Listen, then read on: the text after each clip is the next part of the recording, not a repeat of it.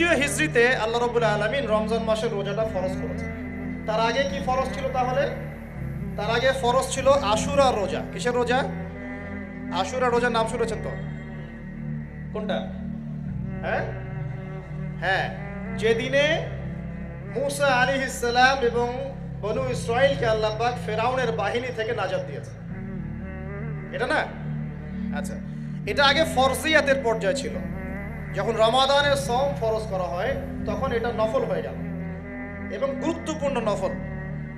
এখন দ্বিতীয় হিজরিতে শুধুমাত্র রোজাই কিন্তু ফরজ হয়নি, আরো দুইটা জিনিস হয়েছে যেটা অনেকে আলোচনায় নিয়ে আসেন না। দ্বিতীয় হিজরিতে তিনটা জিনিস আমরা পেয়েছি। কয়টা ভাই? তিনটা। এক, আগে আমরা নামাজ পড়তাম বাইতুল মাকদাস বা বাইতুল মাকদিস, ওই যে জেরুজালেম, সেদিকে মুখ করে নামাজ পড়তাম। ওইটা ছিল আমাদের কেবলা। কেন কেবলা ছিল? কারণ সমস্ত আম্বিয়া কেরামের বেশিরভাগই সেখানে এসেছেন এবং সেখান থেকে নবী সাল্লাল্লাহু আলাইহি ওয়াসাল্লামকে মেরাজে নিয়ে যাওয়া হয়েছে এবং ওই জায়গাটা বরকতময়। আমাদের প্রথম কেবলা ছিল বাইতুল মাকদিস। এই যে রমজান মাসে আমরা নতুন একটা দিক পেলাম, নতুন এক কেবলা পেলাম, নতুন একটা জাতি গঠন করলাম। আল্লাহু আকবার। রমজান মাস শুধু রোজা দেয় নাই, একটা জাতির ঐক্য দিয়েছে। বলেন সুবহানাল্লাহ। এই কথাটা অনেকে বলে না।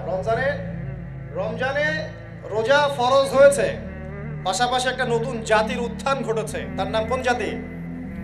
মুসলিম জাতি। যে জাতি সমস্ত নবীদেরকে আল্লাহর নবী বলে স্বীকার করে। ইব্রাহিম আলাইহিস সালাম আল্লাহর নবী, আমরা তাও স্বীকার করি। দাউদ, সুলাইমান, মুসা, ঈসা সবাই আল্লাহর নবী, আমরা স্বীকার করি। তাওরাত, জাবুর, ইনজিল সমস্ত কিতাব আল্লাহ নাজিল করেছেন, আমরা স্বীকার করি।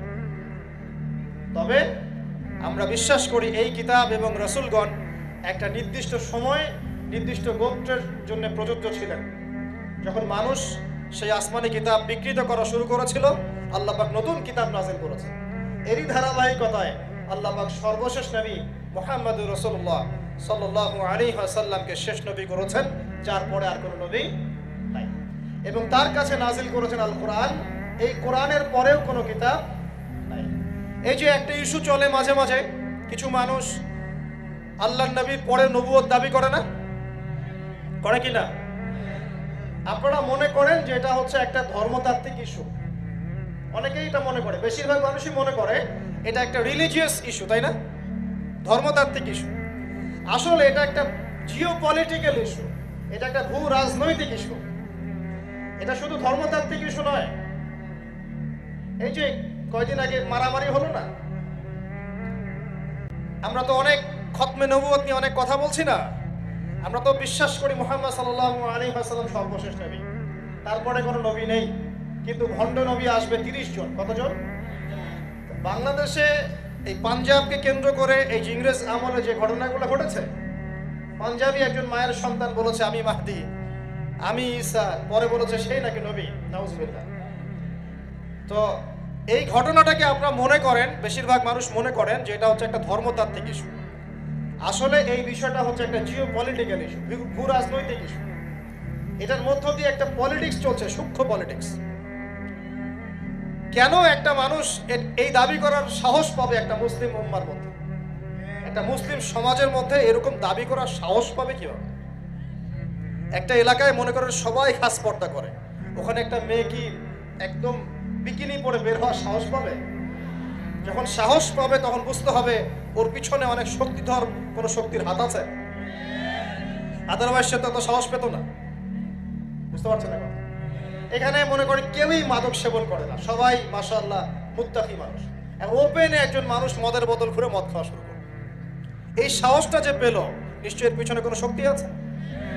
হয় শয়তানি আছে, অথবা না হয় তার কোনো ইকোনমিক পাওয়ার আছে, না হলে কোনো জিওপলিটিক্যাল শক্তি আছে। এই ইস্যুটা শুধুমাত্র ধর্মতাত্ত্বিক ইস্যু নয়, এর পিছনে একটা পুরো ভূ রাজনৈতিক ইস্যু আছে। এটা বুঝবে কারা? যারা খিদির, যারা শেষ জামানার খিদির, যারা শুধু বাইরের চোখ দিয়ে দেখে না, যারা ভিতরের চোখ দিয়ে দেখতে পারে। আমার কথা কঠিন মনে হচ্ছে কি? যারা শুধু বাইরের চোখ দিয়ে দেখে না, ভিতরের চোখ দিয়েও দেখতে পারে, এরা বুঝতে পারবে ইনশাআল্লাহ। অনেক সময় অমুসলিম ভাইয়েরাও ভিতরের চোখ দিয়ে দেখা শুরু করেছে এখন।